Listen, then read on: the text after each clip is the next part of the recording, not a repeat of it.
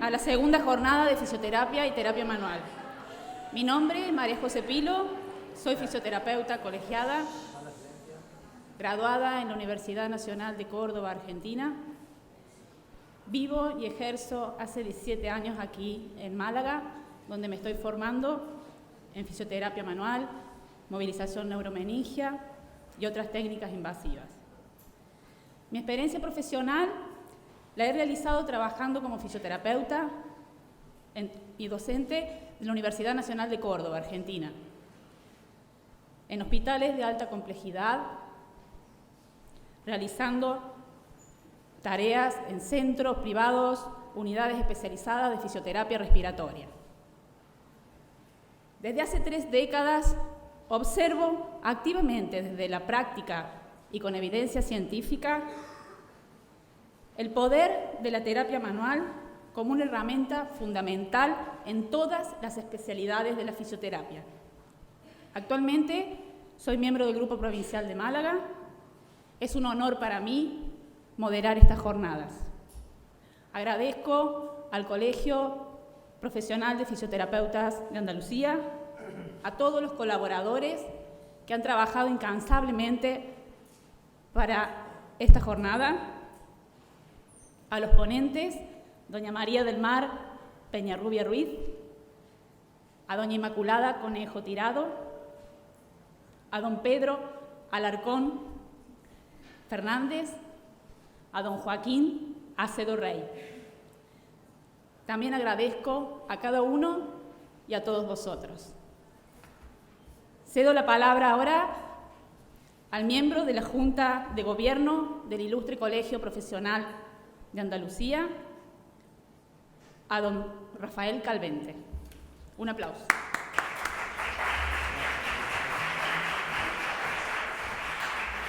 Bueno, buenos días a todos. Estimados compañeros, y voy a hacer breve la presentación para que dé comienzo rápidamente a la jornada. Mi nombre es Rafael Calvente Marín, soy vicepresidente primero de Ilustre Colegio Profesional de Fisioterapeutas de Andalucía, y en nombre del presidente y en el resto de la Junta de Gobierno, que aquí tenemos una representación con nuestra compañera doña Andrea y también don Miguel Peci, le damos la bienvenida pues, a esta segunda jornada de fisioterapia y terapia manual. Estas jornadas tienen como objetivo fomentar la divulgación del conocimiento de nuestra profesión tan maravillosa como es la fisioterapia. Además, hemos optado por un formato de multisede para que el colegio esté cada vez más cerca de los colegiados y que tengamos bueno, pues la ventaja de tener estas jornadas cerca casi de casa.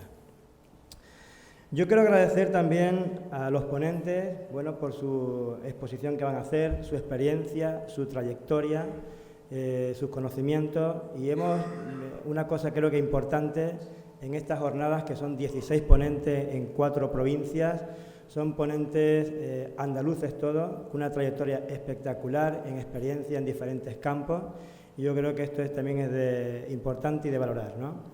En Andalucía tenemos mucho arte para todo y en este caso también en la fisioterapia. Por eso hemos optado por tener ponentes, todos fisioterapeutas andaluces.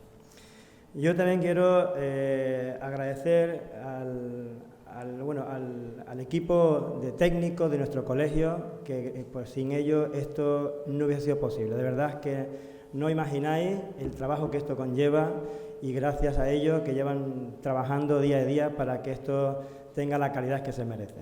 Bien. También quiero agradecer a la moderadora y bueno, yo no me voy a alargar más, simplemente que espero que sean provechosas esta jornada y que la disfrutéis, y muchas gracias a todos.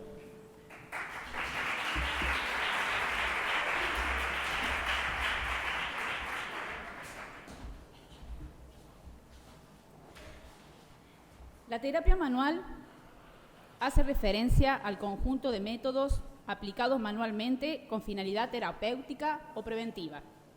A lo largo de la historia, civilizaciones griegas, romanas y en la Edad Media, se hace referencia al empleo de las manos para aliviar diferentes dolencias. Encontramos los primeros antecedentes en el Antiguo Egipto, hace más de 4000 años, donde ya son descritas técnicas de masaje y manipulación. No obstante, es a partir de la segunda mitad del siglo XX y principios del XX cuando aparecen quienes para nosotros como fisioterapeuta son los padres de la terapia manual. Cyriac, Menel, Travels, Simons. Cuando empiezan a surgir diferentes autores y métodos a finales del siglo XX, como Maitland, Mackenzie, Mulligan, Handa, Travels y Simon, que han hecho de la terapia manual uno de los pilares fundamentales en los que muchos de nosotros como fisioterapeutas basamos nuestra clínica diaria. Si bien los métodos diagnósticos han cambiado, la tecnología no ha parado de evolucionar y el intercambio de información es constante, quisiera recordaros la reflexión del doctor Freite hizo en los años 50 antes de dar paso al primer ponente. Freite dijo: en cuanto a la palpación, hay que procurar encontrar solamente aquello que realmente esté presente y no creernos o lo que deseamos que estuviera presente. Vamos a escuchar ahora a don Pedro Alarcón Fernández,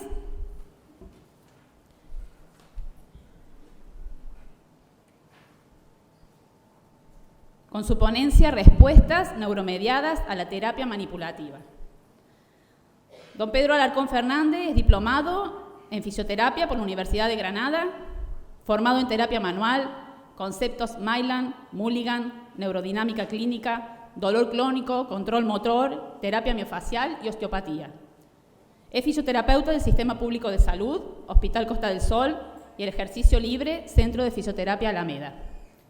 Profesor colaborador honorario de la Universidad Nacional de Málaga. Docente en máster y curso de posgrado de fisioterapia. Adelante.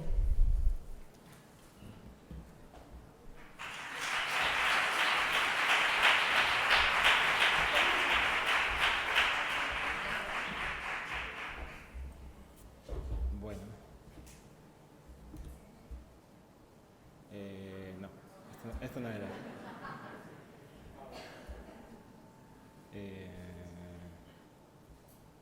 Ahora.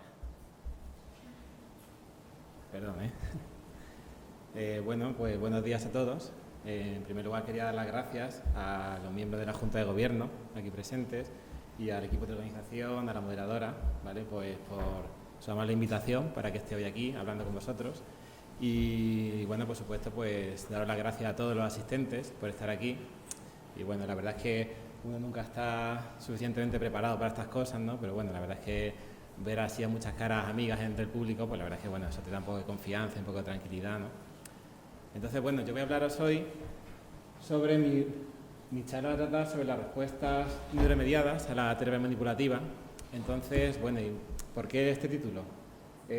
¿Por qué respuestas neuromediadas y por qué no simplemente respuestas a la terapia manipulativa? Es que hay más aparte de estas. Bueno, pues sí, hay más aparte de estas, ¿vale? Entonces, fijaros que cuando nosotros aplicamos una técnica de terapia manual a un paciente, pues nosotros digamos que le estamos suministrando una cierta cantidad de energía mecánica, ¿vale? a sus tejidos. Entonces, esta energía mecánica, por una parte, pues va a generar una serie de cambios adaptativos en los tejidos diana, en los tejidos que reciben esas técnicas, digamos, y eso va a producir pues eso van a ser, digamos, las respuestas locales, las respuestas tisulares a la terapia manual, ¿vale? Pero luego también hay que tener en cuenta que en el cuerpo del paciente, presenta múltiples receptores mecánicos, ¿vale?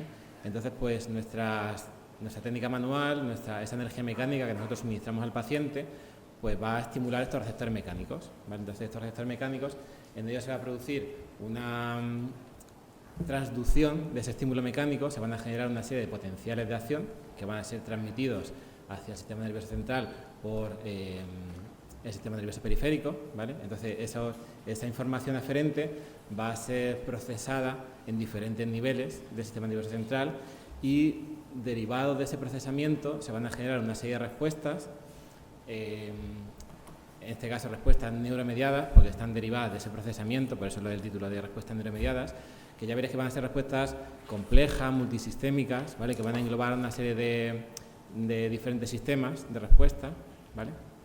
Entonces, esas son sobre las que yo voy a centrar un poquito en la charla, ¿vale? Es un tema un poco complejo, es un tema un poco largo, espero que me dé tiempo a darlo todo en su tiempo, ¿vale? Entonces, bueno, y luego también está esto, ¿vale? ¿Y para qué queremos saber la respuesta? ¿Para qué queremos conocer los efectos? Gracias. ¿Para qué queremos conocer los efectos de la terapia manipulativa o de la terapia manual? Bueno, pues por una parte, si yo conozco los efectos de mi técnica, si yo conozco lo que puede hacer mi técnica, pues entonces yo podré identificar sujetos respondedores a la técnica, es decir, yo podré identificar en qué grupos de pacientes, en qué grupos de condiciones clínicas yo puedo aplicar esa técnica, ¿de acuerdo? Entonces eso, por ejemplo, puede permitir desarrollar reglas de predicción clínica para saber qué tipo de pacientes van a responder a una determinada técnica manual, ¿vale? O visto desde el punto de vista, si yo tengo una cierta condición clínica, una cierta presentación clínica, ¿vale?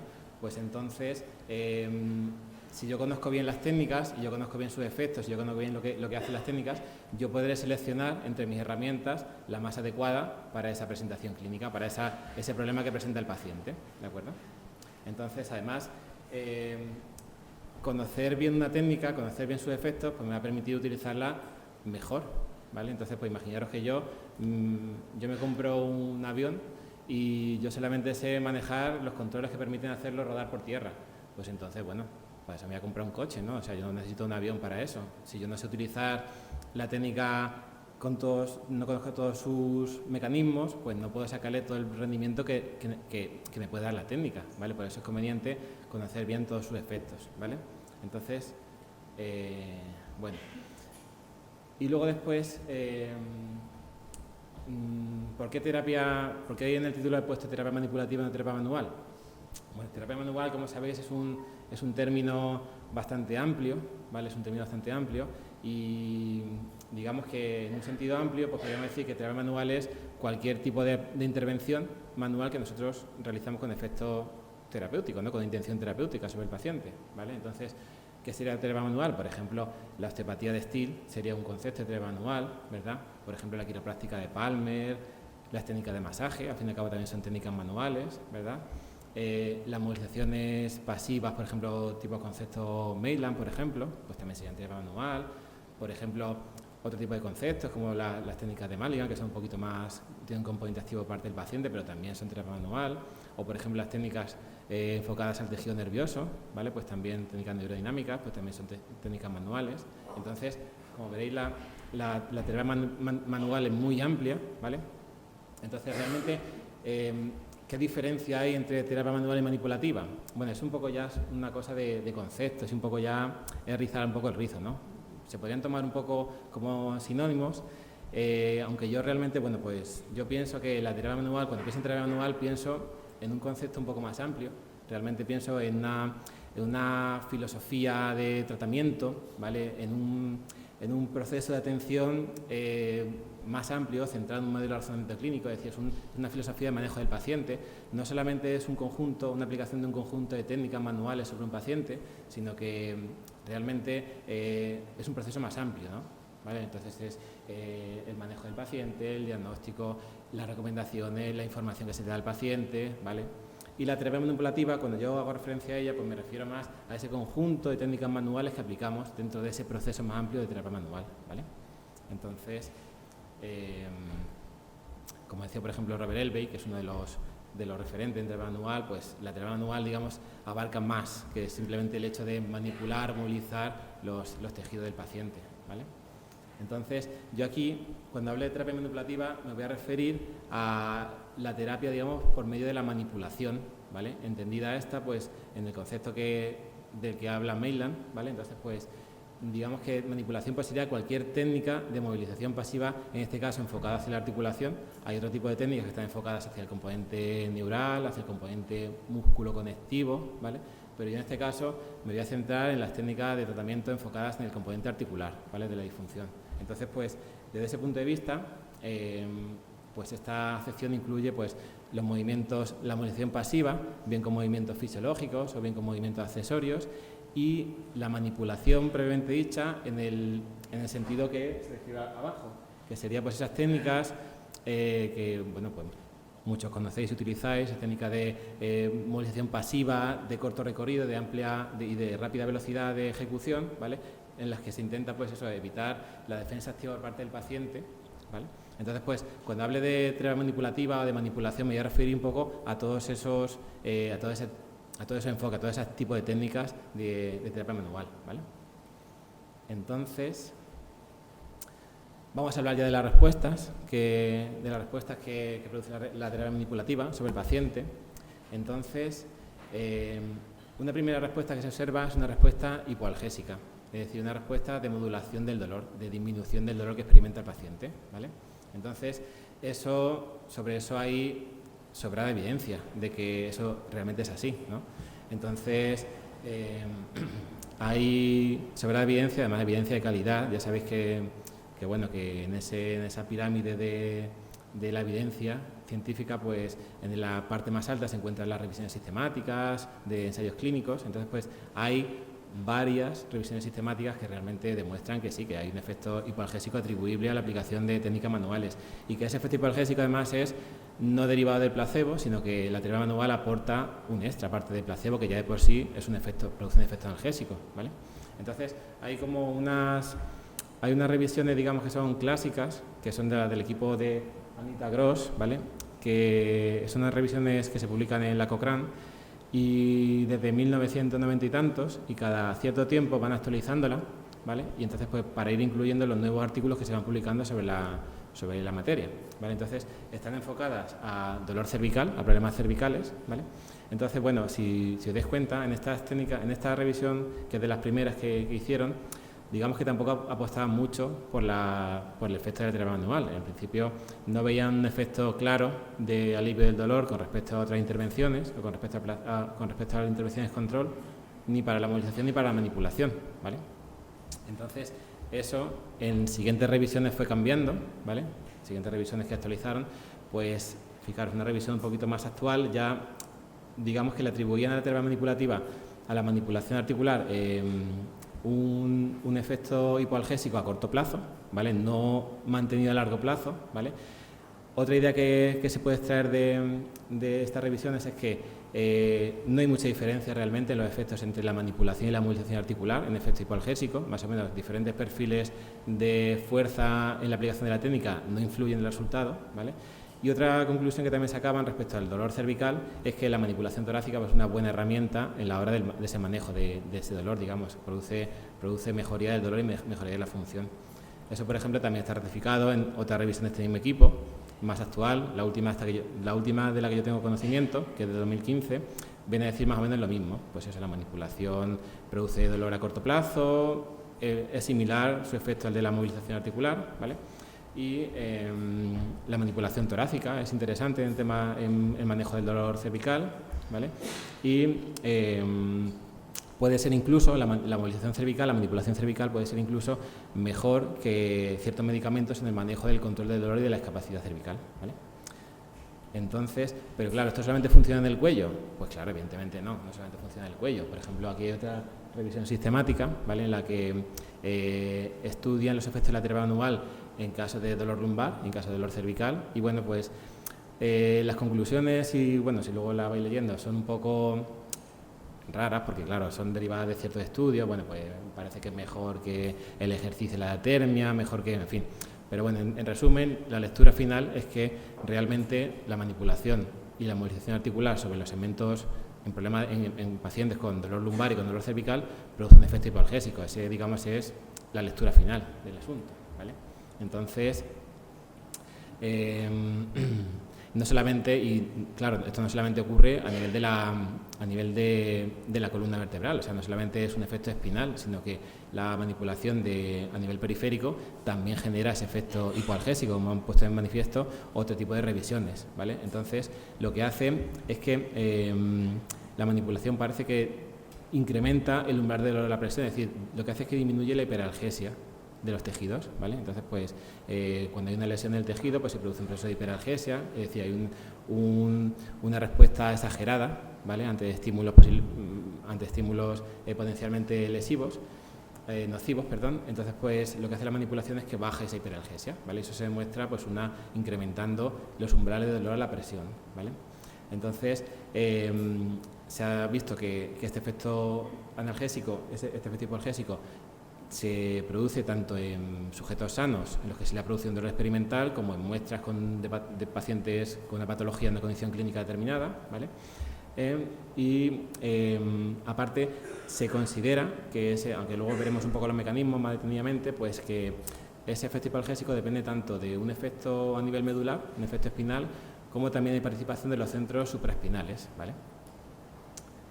Entonces, bueno, otra revisión también en este sentido, en este caso viene a ratificar también que la manipulación a nivel torácico pues también es una buena herramienta, una herramienta eficaz en el manejo del control del dolor cervical, ¿vale?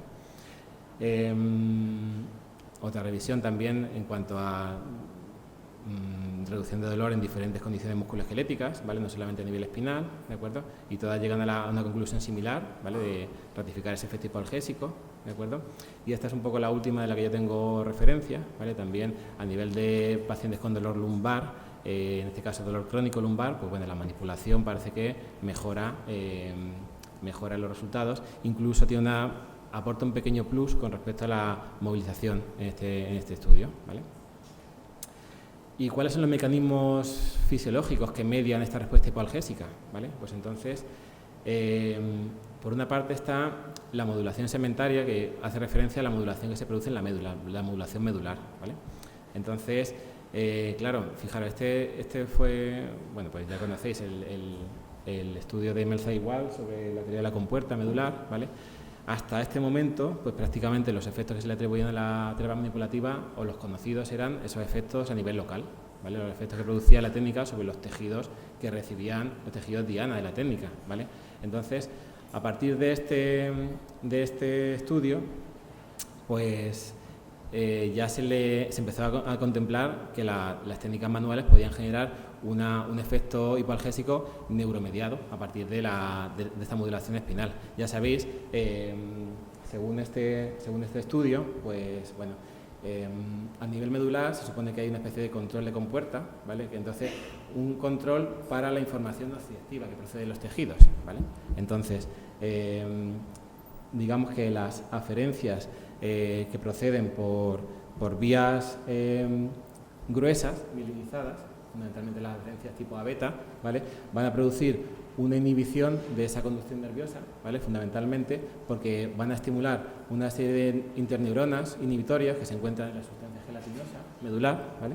Entonces, esas sustancias, esas interneuronas inhibitorias, por la liberación de neurotransmisores como el GABA, como la glicina o como opioides, ¿vale? Van a generar una inhibición de la transmisión nerviosa nociceptiva procedente de las fibras tipo C, de las fibras de pequeño calibre y amielínicas, ¿vale? Entonces, este fue, digamos, un mecanismo de explicación de ese efecto hipoalgésico de la terapia manipulativa, ¿vale? Se pensó que la terapia manipulativa estimulaba este tipo de aferencias, ¿vale? Este tipo de aferencias proprioceptivas a raíz del tacto, de la movilización de los tejidos, y eso podría producir este fenómeno de inhibición a nivel medular, ¿vale? Entonces, ¿pero qué se ha visto con esto? Estudios más recientes se ha visto que la estimulación de las fibras tipo A-beta, como proponían Melza igual, pues produce una disminución de la excitación nociceptiva de la etapa posterior de la médula, es decir, produce ese efecto inhibitorio, pero es un efecto inhibitorio muy corto, ¿vale? Entonces no es duradero, solamente dura entre de pocos segundos a minutos, y cuando digamos que se corta esa información, esa aferencia sensitiva, ese efecto desaparece. Entonces es difícil que pueda explicar un efecto hipoalgésico más duradero, como se observa en algunas técnicas de terapia manual. Entonces debe haber alguna explicación más aparte de esta que explique esos mecanismos hipoalgésicos, ¿vale? Entonces, más recientemente, unos autores han propuesto otro tipo de modelo, también de inhibición a nivel medular, ¿vale? Entonces, fijaros, ellos proponen que la estimulación por fibras tipo C, es decir, fibras tipo nociceptivas amielínicas, ¿vale?, produce una especie de sensibilización a nivel medular, produce lo que se llama un efecto que se llama de potenciación a largo plazo, que es como un incremento de la respuesta de un tipo de neuronas nociceptivas, que son las neuronas de amplio rango dinámico que se encuentran en la médula. Pues digamos que hay una serie de mecanismos, bueno, son mecanismos complejos, modificando una serie de receptores del glutamato, que es el neurotransmisor que liberan esas aferencias, ¿vale? Y al final, bueno, pues lo que ocurre como resultado final es que se produce un incremento de la excitabilidad de esas neuronas secundarias y un aumento de su descarga hacia los centros superiores, ¿vale? Entonces, este mecanismo, digamos, de sensibilización central, pues se piensa que la terapia manipulativa puede invertirlo, ¿vale? De hecho, se ha visto en estudios, en modelos animales, que la estimulación de fibras de pequeño calibre tipo A-delta, no ya las A-beta que habíamos hablado antes, sino las A-delta, ¿vale? Las A-delta ya sabéis que conducen información nociceptiva aguda, rápida, pero también conducen información mecanoreceptiva de alto umbral, ¿vale? Entonces, pues, este tipo de fibras, ¿vale?, pues produce una depresión, produce una inhibición de esa información nociceptiva mediada por las fibras tipo C, ¿vale?, que no está mediada por GABA o por glicina, es decir, que no está mediada por esas interneuronas medulares, ¿vale? Entonces, ¿esto cómo se produce? ¿Vale? Pues entonces, se supone, la hipótesis que se baraja, ¿vale?, y que está bastante demostrada a nivel experimental, no tanto en vivo, pero bueno, se supone que la terapia manipulativa activa simultáneamente pues esos aferentes mecanosensitivos de tipo A-beta, de los que hemos hablado, de bajo umbral, ¿vale? También aferentes mecanonociceptivos, es decir, mecánicos y nociceptivos de alto umbral, vehiculizados por fibras tipo A-delta, ¿vale? Entonces, esa aferencia tipo A-delta lo que hace es que disminuye ese proceso de potenciación y genera lo que se llama una depresión a largo plazo, es decir, disminuye la hipersensibilidad de esas neuronas y disminuye la descarga de esas neuronas sobre el sistema nervioso central, y de esa manera pues se produce una inhibición a nivel medular de esa señal nociceptiva, ¿vale? Es un mecanismo un poquito más complejo, ¿vale? Entonces, parece ser que, fijaros, la terapia manipulativa, digamos que activa no solamente un tipo de fibra determinada, sino que activa varias tipos de fibras, tanto las fibras A-delta como las fibras A-beta, ¿vale? Entonces, las fibras A-delta producen ese efecto que acabamos de mencionar, de depresión a largo plazo, es decir, disminuyen la sensibilidad de las neuronas medulares, ¿vale?, nociceptivas, pero por otra parte, esas fibras A-beta, por otra parte, pues facilitan, como hemos visto antes, la inhibición por medio de activan esas neuronas inhibitorias y contribuyen al proceso, y además pueden también facilitar la activación de sistemas de modulación descendente, ¿vale?, que ahora hablaremos un poco sobre ellos, ¿vale?, y entonces pues colaborar también en esa inhibición a nivel medular, porque se ha visto que es necesaria esa inhibición descendente, esa modulación descendente para que se produzca ese proceso, porque en animales en los que se ha espinalizado, es decir, en los que se ha seccionado la médula espinal y se ha cortado, digamos, esas influencias supraespinales, pues no se produce este proceso, ¿vale? O sea que es necesario que haya una modulación de los centros supraespinales para que se produzca esta inhibición a nivel medular, ¿vale? Entonces, bueno, este sería un poco el componente medular de esa inhibición del dolor, pero no solamente es el único componente o mecanismo que hay para esa inhibición, ¿vale? Entonces también hay un sistema de analgesia endógena, ¿vale? O sea, lo que se llama una modulación descendente del dolor, ¿vale? Entonces, ya en el modelo de Melza y Wald del teoría de la compuerta ya hacían referencia a él, ¿vale?, porque ya había cierta evidencia en esos niveles incipientes de que, aparte de esa inhibición a nivel medular, pues también había un control central sobre la transmisión de la nocicepción, ¿vale? Entonces, eso se puso en manifiesto. Pues este fue, digamos, un estudio que dio comienzo al estudio pues eso, a la consideración de este mecanismo de analgesia descendente, ¿vale? Entonces, este investigador lo que hizo fue que implantó pues unos electrodos crónicos a nivel del mesencéfalo de animales, de ratas, ¿vale? Entonces, en concreto, en la sustancia gris, en el ala gris periacueductal, que es una estructura muy implicada en el control de la modulación descendente del dolor, ¿vale? Y entonces pues observó que al estimular eléctricamente esta estructura podía realizar cirugía en animales sin muestra de dolor, es decir, esa estimulación de esa estructura producía una analgesia suficiente como para poder realizar una cirugía sin necesidad de analgesia química, ¿vale? Entonces, esto no solamente se ha visto en animales, sino también es algo que se realiza en humanos, ¿vale? De hace ya mucho tiempo, fijaros. Entonces, la estimulación eléctrica de la sustancia gris periventricular, que es como la continuación craneal de esa sustancia gris periaquedustal, ¿vale? Genera analgesia en cuadros de los refractarios, ¿vale? Entonces, se ha visto, o se vio en su momento, que esa analgesia no deriva de placebo, es decir, la estimulación placebo no funciona, ¿vale? Y es una estimulación que cuando se repite genera tolerancia, ¿vale? Tanto a la estimulación, es decir, que hay que ir cada vez dando más estimulación eléctrica para generar el mismo efecto, y también a la medicación narcótica, hay que dar cada vez más medicación para generar el mismo efecto, ¿vale? Es reversible por la aplicación de naloxona. La naloxona es un bloqueante de los receptores opioides, ¿vale? Entonces se piensa que esta analgesia derivada de esta estimulación de esta sustancia gris periaquedustal es una analgesia mediada por opioides, ¿vale? Y parece ser que no genera alteración de funciones neurológicas autonómicas, ¿vale? Entonces, eso se sigue utilizando, fijaos, esto es un estudio mucho más reciente, eso se sigue utilizando, se sigue, de hecho es una práctica común, evidentemente en dolores refractarios que son rebeldes a cualquier tipo de tratamiento, ¿vale? Entonces, bueno. Entonces, fijaros, parece ser que la sustancia gris periaquedustal juega un papel muy importante en ese mecanismo de analgesia descendente, ¿vale? De modulación descendente del dolor, y se ha descubierto que esa sustancia gris periaquedustal tiene una distribución columnar, ¿vale? Y se puede identificar un componente ventral y un componente dorsal, ¿vale? El sistema ventral está formado por dos componentes, la sustancia gris periaquedustal ventrolateral y el núcleo dorsal del RAFE, ¿vale? Mientras que la parte dorsal está formada por otras columnas, la porción lateral, la porción dorsomedial y la porción dorsolateral, ¿vale? Entonces, ¿qué se ha visto en modelos animales? ¿Vale? Que esto tiene bastante repercusión sobre los estudios posteriores.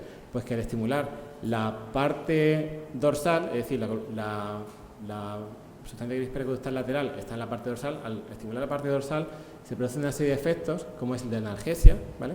Y esa analgesia pues es una analgesia no bloqueada por naloxona y que no genera tolerancia, ¿vale?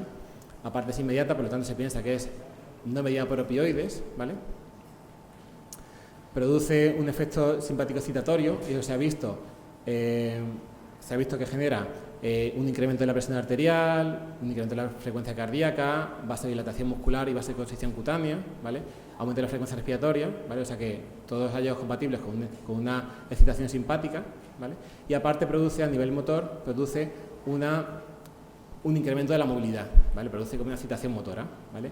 Mientras que la estimulación eléctrica de esa parte ventral de la sustancia gris periaquedustal, ¿vale? Produce analgesia, pero es una analgesia diferente porque está bloqueada por naloxona, porque genera tolerancia, ¿vale? Porque no es inmediata sino retardada, es decir, es un tipo de analgesia opioidea mediada por opioides, ¿vale? Aparte, a nivel del sistema vegetativo produce una simpática inhibición, entonces pues justamente produce los cambios contrarios a los ya descritos anteriormente, ¿vale? Y a nivel motor produce una inhibición motora, ¿vale? Entonces, ¿qué pasa? Pues estos fueron como estos hallazgos al estimular esta sustancia gris en animales, pues estos hallazgos que se encontraron se vieron que eran análogos a los que se producían al realizar diferentes técnicas de terapia manual, ¿vale? Entonces por eso se pensó que la terapia manual desarrollaba un efecto de modulación descendente por estimulación de estas estructuras, ¿vale? Entonces parece ser que la estimulación de la sustancia gris lateral dorsal pues produce un comportamiento de huida lucha, ¿vale? Y la porción ventral produce un efecto de quietud, de reparación, ¿vale? Entonces pues, y parece ser que se ve que es un efecto que progresivo, es decir, que no son antagónicos, sino que al principio ante un estresor pues el cuerpo del animal responde mediante una respuesta adaptativa de huida y lucha, y luego posteriormente da lugar a una respuesta de reparación de los tejidos, ¿vale? Entonces, no solamente el sistema de modulación del dolor, no solamente se produce por liberación de opioides, sino que hay muchos neurotransmisores implicados en esa modulación, ¿vale? Pues serotonina, noradrenalina, endocannabinoides, ¿vale? Y otros tantos, ¿vale? Entonces, hay muchas estructuras implicadas, tampoco vamos a hablar demasiado, pero bueno, hay estructuras corticales, ¿vale? Corteza somatosensorial, prefrontal, es decir, lo que son las áreas implicadas en el manejo del dolor del paciente, ¿vale? Pues entonces, a nivel cortical y luego también a nivel, ¿vale? Y luego también pues a nivel de centros superiores, pero ya no a nivel cortical, ¿vale? Entonces, por ejemplo, el tálamo está implicado, está implicado el hipotálamo, está implicado la amígdala, ¿vale? La sustancia que pericoidistal que hemos mencionado, ¿vale? Y entonces, bueno, pues la región rostral, reticular rostral del bulbo raquídeo, perdón, me estoy mareando un poco. Sí. Voy a beber un poquito de agua. Perdón, no sé qué.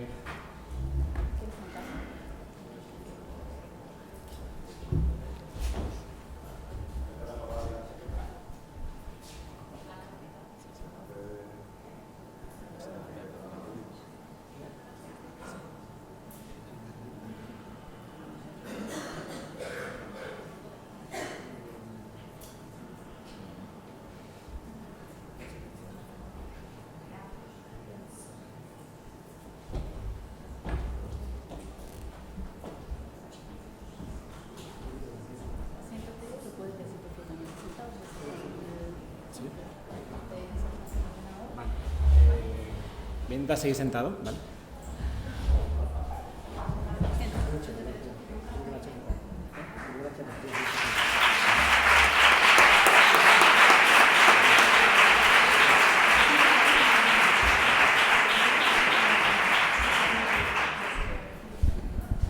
¿Sí? ¿Se me oye bien? Sí, ¿no? Vale. Perdón. Se me pasa pronto. Sí, gracias, Rafa. Bueno, entonces tampoco vamos a detallar todos los componentes de este sistema, ¿vale? Pero bueno, deciros simplemente eso, que hay componentes corticales, ¿vale? Que hay componentes a nivel de los núcleos cerebrales superiores, ¿vale? Esa sustancia gris pericoidistal que juega un papel central y clave, ¿vale? Y luego después pues hay otras estructuras como por ejemplo la región reticular ventral del bulbo, esto es el área dorsolateral del tegmento pontomesencefálico, en fin, bueno, pues una serie de estructuras que hay. Y finalmente todas esas estructuras convergen en el asta posterior de la médula, que es donde se produce realmente la inhibición, ¿vale? Entonces, fijaros, este es un poco el camino de las vías descendentes, ¿vale? Pues entonces, desde áreas corticales y áreas y diferentes núcleos del cerebro, pues convergen, o sea, mandan proyecciones sobre la sustancia gris pericoidistal y esta a su vez, pues manda sus proyecciones sobre esa región ventral del bulbo raquídeo y sobre ese tegmento pontino dorsolateral, ¿vale? Y finalmente de ahí aparecen ya, o sea, se producen las proyecciones hacia la médula, ¿vale? Y ahí es donde se genera ya esa inhibición medular, digamos, ¿vale? Entonces, ¿por qué se llegó a la conclusión de que realmente este sistema está implicado? ¿Vale? Pues porque, como ya hemos dicho, cuando se aplicaba terapia manual en un paciente, pues las respuestas de esa terapia manual eran muy parecidas esas respuestas de terapia manual eran muy parecidas a los efectos que producía la estimulación eléctrica de esas estructuras de ese sistema descendente, ¿vale? Pues entonces se pensó que había una analogía entre la estimulación eléctrica de esas estructuras y los efectos de la terapia manual, ¿vale? Entonces, por ejemplo, se vio... Vamos bien, perdón. Por ejemplo, se vio, ¿vale?, que la terapia manipulativa, por ejemplo, no produce tolerancia, ¿vale? Que la tolerancia es un efecto, digamos, que se atribuye o que ocurre cuando hay una analgesia de tipo opioideo, ¿vale? Entonces, pues, la terapia manipulativa produce una analgesia que no produce tolerancia, ¿vale? Entonces, pues, por eso se piensa que los péptidos opioides, esos péptidos que hemos hablado antes, no juegan un papel significativo en este efecto de analgesia, ¿vale? Aparte se ha visto también en otros estudios que la naloxona, ese bloqueante de los péptidos opioideos, no antagoniza el efecto hipoalgésico, ¿vale? Por tanto se piensa que no se trata de una respuesta mediada por opioide, es decir, se trata de una forma no opioidea de analgesia, ¿vale? y parece ser que produce un efecto, un incremento del umbral de dolor a la presión, pero no un incremento del umbral de dolor térmico, es decir, que es un efecto selectivo mecánico. La terapia manipulativa produce un efecto selectivo mecánico, ¿vale? Del dolor mecánico. Entonces, en otro estudio aquí que se hizo en animales, ¿vale? Pues se vio y se comprobó que realmente esa analgesia no depende de neurotransmisores opoideos, ¿vale? Porque se bloqueó, o sea, cuando se bloqueaban receptores espinales de serotonina y adrenalina, pues se impedía ese efecto hipoalgésico, mientras que si se bloqueaban receptores de GABA o opioideos no se producía un efecto, un bloqueo de ese efecto hipoalgésico, ¿vale? Entonces, pues parece ser que las vías que activa la terapia manipulativa son estas. La terapia manipulativa, o lo que se sospecha es que produce una activación de la sustancia gris pericoestal, ¿vale? De forma directa o indirecta, ¿vale? Entonces, esa sustancia gris activa regiones, la región reticular ventral del bulbo o el área dorsolateral, también pontomesencefálico, y esas activan pues vías descendentes o bien serotoninérgicas, es decir, que utilizan la serotonina como neurotransmisor, o bien adrenérgicas, es decir, que utilizan la noradrenalina como transmisor, ¿vale? Como hemos dicho antes, sería un poquito el esquema de esas vías, ¿vale? Entonces los autores concluyen que realmente la manipulación articular pues genera una estimulación de los aferentes de diámetro grueso y eso activa esas vías inhibitorias que utilizan serotonina y noradrenalina, es decir, que ese efecto hipoalgésico, aparte del componente medular del que hemos hablado antes, pues parece que también activa pues esos mecanismos descendentes inhibitorios a raíz de la estimulación de este sistema, ¿vale? Y eso se ha visto en diferentes estudios, ¿vale? Entonces, pues se produjo, derivado de estos estudios, pues Bright en el 95 desarrolló un modelo de actuación de la terapia manipulativa, ¿vale? Entonces, pues él pensó que la terapia manipulativa, por medio de esas aferencias de tipo A-beta, ¿vale? Propioceptivas, pues producía un estímulo para esa sustancia gris pericoestal dorsal, digamos, es decir, pues la parte lateral. Y eso producía una hipoalgesia adrenérgica, es decir, mediada por noradrenalina, y por tanto sus características eran que no es reversible por naloxona, es decir, que, y por tanto eso confirma que no es opioidea, que demuestra tolerancia ante un estímulo repetido, ¿vale? Que es más efectiva en el control de la oxidación mecánica, ¿vale? Y que está asociada a simpático-excitación, ¿de acuerdo? Y posteriormente, con el tiempo, esa analgesia inicial adrenérgica podría derivar en una analgesia tipo opioideo, ¿vale? Ya reversible por naloxona, con sus características propias, ¿vale?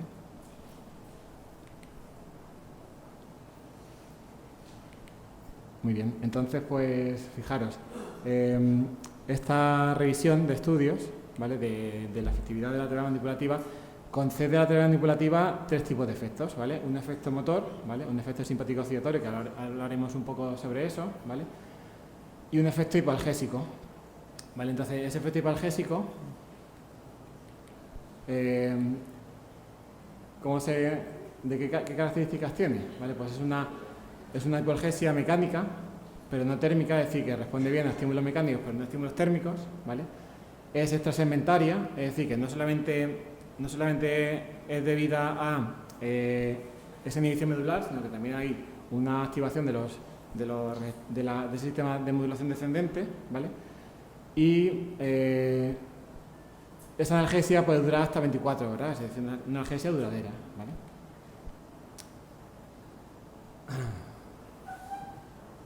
Perdón.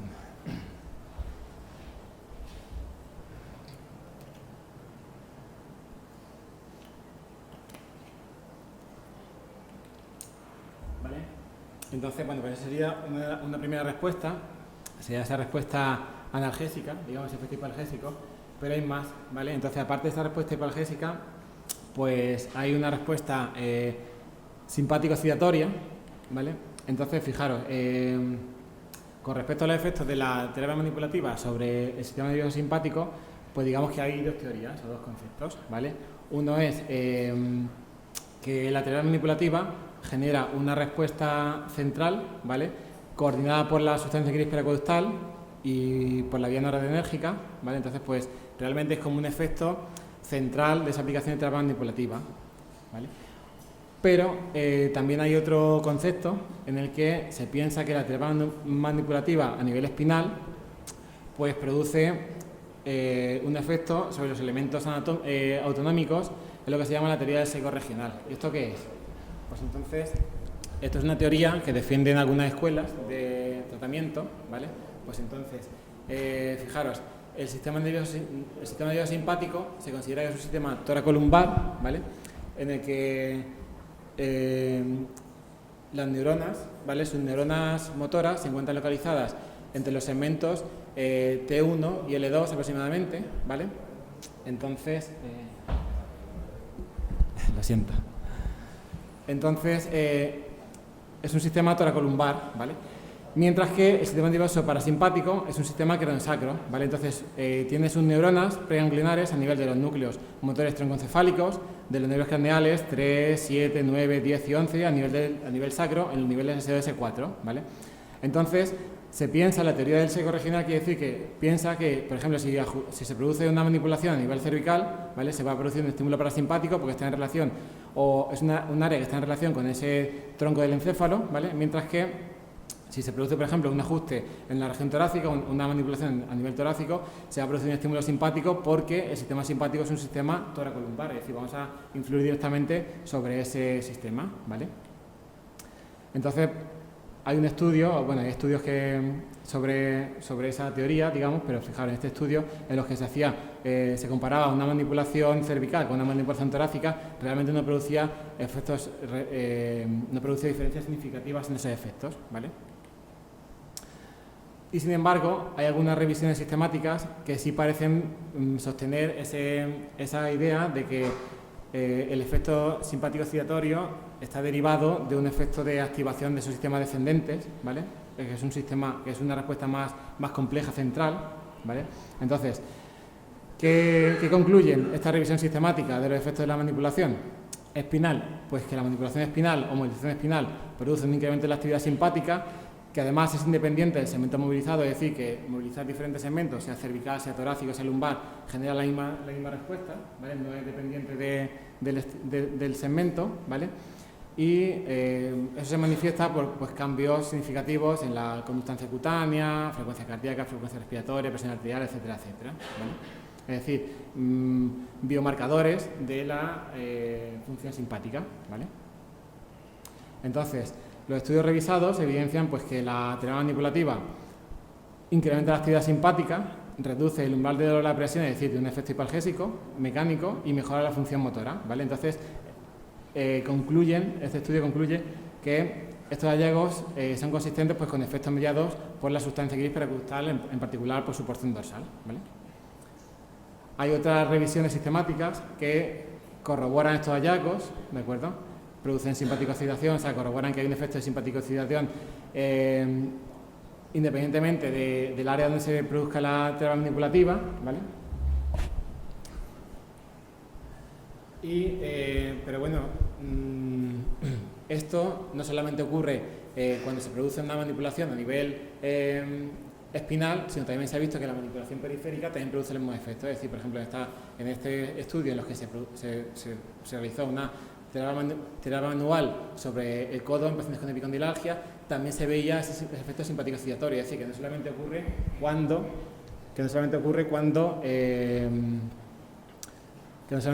se estimula a nivel espinal, ¿vale? Entonces, eso pasa con diferentes técnicas, ¿vale? No solamente con la manipulación, con la movilización, también pasa con la manipulación, o sea, con la movilización. Es decir, que diferentes perfiles de técnicas producen ese efecto de forma consistente, ¿vale?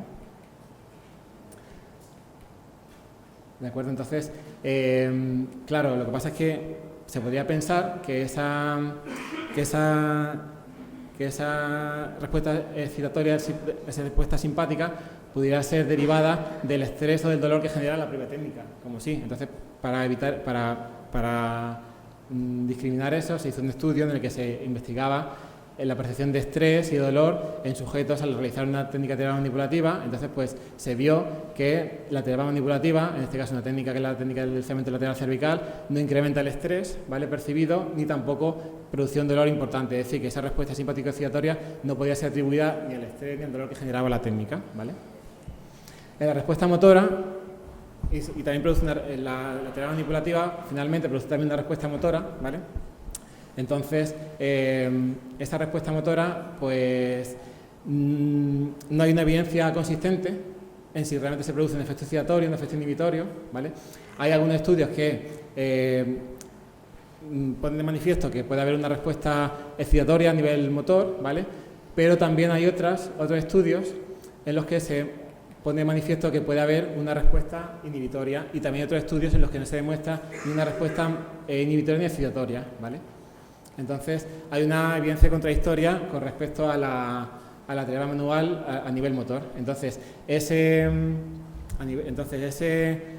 propuesta de la terapia manipulativa estimula el sistema modulado descendente y se genera esa respuesta tripartita de hipoalgesia, simpático-excitación, excitación motora, parece ser que no es tan consistente. Entonces, pues puede haber algún mecanismo más aparte de eso, ¿vale? También produce una respuesta psicológica, ¿vale? Un pequeño efecto psicológico respecto a otras intervenciones, ¿vale?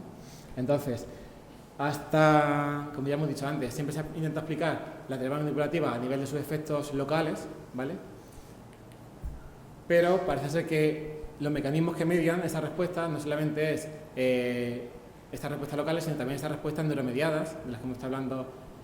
Un modelo primero fue el efecto de Bright, fue el modelo de Bright, en el que pensaba que la terapia manipulativa producía unos efectos tisulares locales, ¿de acuerdo? Y también producía unos efectos neurofisiológicos, ¿vale?, que era, por una parte, la modulación segmentaria, ¿vale?, a nivel de la médula, y por otra parte, la activación del sistema de modulación descendente, ¿vale? Primero, activando la porción dorsal de la resonancia pericostal, y eso producía esa hipoalgesia mediada por noradrenalina y serotonina, esa simpático-excitación y excitación motora, ¿vale? Y secundariamente, esa hipoalgesia inicial podía dar lugar a una hipoalgesia secundaria, ¿vale?, que sería de tipo opioidea, con inhibición simpática, inhibición motora, es decir, ya en una fase de recuperación y reparación de los tejidos, ¿vale? Ahora ya, este es el modelo, digamos, que se considera un poquito más actual, más en vigor, digamos. Ya con esto vamos a terminar, ¿de acuerdo? Entonces, digamos que cuando nosotros aplicamos terapia manipulativa a los tejidos, ¿vale?, sea a nivel articular, sea a nivel muscular, sea a nivel de nervios y vasos, pues eso produce una serie de efectos locales, ¿vale? Entonces, aumenta los procesos reparativos, ¿vale?, disminuye la concentración de mediadores inflamatorios, ¿vale?, aumenta la actividad antioxidante. Se ha visto porque, por ejemplo, en dolores crónicos, se ha visto que la manipulación articular disminuye la actividad de una serie de enzimas, como por ejemplo la superóxido mutasa, glutatión peroxidasa, ¿vale? Aumenta el rango de movilidad articular, por una parte, por su efecto sobre el tejido conectivo, sobre el medio intraarticular, ¿vale?, y tiene un cierto efecto vascular, ¿vale? Pero ¿qué ocurre? Que esa, aparte también tiene un efecto sobre el sistema nervioso periférico, ¿vale?, que se ha visto que produce una disminución de la mecanosensibilidad neural, ¿vale? Se ha visto, pues, al aplicar técnica de terapia manipulativa a nivel espinal, por ejemplo, se ha visto que los test de tensión neural, pues, mejoran sus resultados, ¿vale? A nivel medular también hace un efecto, ¿vale?, produce una respuesta a nivel medular, ¿vale? Esa respuesta, por una parte, produce una hipoalgesia, que en parte está atribuida a esa teoría de control central, ¿vale? Por una parte, disminuye la sumación temporal, ¿vale?, y produce un efecto motor, ¿vale?, disminuye la excitabilidad, y eso se manifiesta por una disminución de reflejo H, que es como es el análogo eléctrico al reflejo osteoteminoso, ¿vale?, y disminuye los reflejos de retirada, ¿de acuerdo? Entonces, bueno, pues sabéis que la sumación temporal, sabéis que cuando un estímulo repetitivo, un estímulo nocivo repetitivo llega a la médula, se produce un dolor incremental, y eso se supone que es como un mecanismo que puede justificar la producción de una sensibilización a nivel central, ¿vale? Pues se ha visto que la terapia manipulativa interrumpe ese proceso, ¿vale? Y también disminuye la respuesta reflexiva de retirada, que se piensa que es un efecto mediado por la médula, y por tanto se piensa que disminuye la hiperexcitabilidad medular, ¿vale? Y también actúa a nivel del sistema de modulación descendente, ¿vale? Entonces, pues, activando la hipoalgesia, en parte, pues, por esa activación del sistema gris pericostal, ¿vale? pero también puede ser que esté en cierta forma mediada por opioides, por endocannabinoides, ¿vale? Produce un efecto motor, excitación motora, ¿vale? Y una respuesta autonómica de simpático-excitación, ¿vale? Entonces, pues, el tema de los opioides, ¿vale? Hay una evidencia contradictoria, porque en algún estudio se ha demostrado que sí se produce un incremento de las beta-endorfinas después de la terapia manipulativa, ¿vale? Y lo que sí se ha visto es que, por ejemplo, otros de esos neurotransmisores del sistema de modulación analgésica, que son los endocannabinoides, pues fijaros que se incrementa bastante su nivel sanguíneo después de la manipulación, ¿vale? O sea que en parte esos efectos analgésicos pueden estar mediados por la liberación de endocannabinoides, ¿vale? Y finalmente, a nivel cerebral, pues se produce una serie de cambios, ¿vale? Disminuye la actividad de las áreas que procesan el dolor, ¿vale? Eso se ha visto en resonancia magnética funcional, ¿vale? Se producen cambios en la conectividad funcional entre estas áreas que modulan el dolor, ¿vale? Y aparte se produce esa modificación de la respuesta psicológica que hemos visto que recogen algunos estudios, ¿vale? Entonces, bueno, solamente algunos estudios justifican eso, ¿vale? Entonces, ¿vale? Este sería un poco el modelo más actual, digamos, de actuación de la terapia manipulativa, que ya veis que es a diferentes niveles, a nivel local, del sistema nervioso periférico, a nivel modular, activación del sistema de modulación descendente y también cambios a nivel de la corteza cerebral, ¿vale? Pero no solamente esto, sino aparte hay una serie de condicionantes, una serie de factores que se llaman factores mediadores o moderadores, ¿vale? Como pueden ser pues la expectativa del paciente, las preferencias del terapeuta, el efecto placebo, ¿vale? Y una serie de condicionantes psicológicos que pueden modificar y modular, ¿vale? Esa respuesta a la terapia manipulativa, ¿vale? Es decir, que no solamente es el propio efecto de la terapia manipulativa, sino que hay otra serie de factores ajenos, externos, que también pueden modificar esta respuesta, ¿de acuerdo? Y nada más, muchas gracias, perdonad por...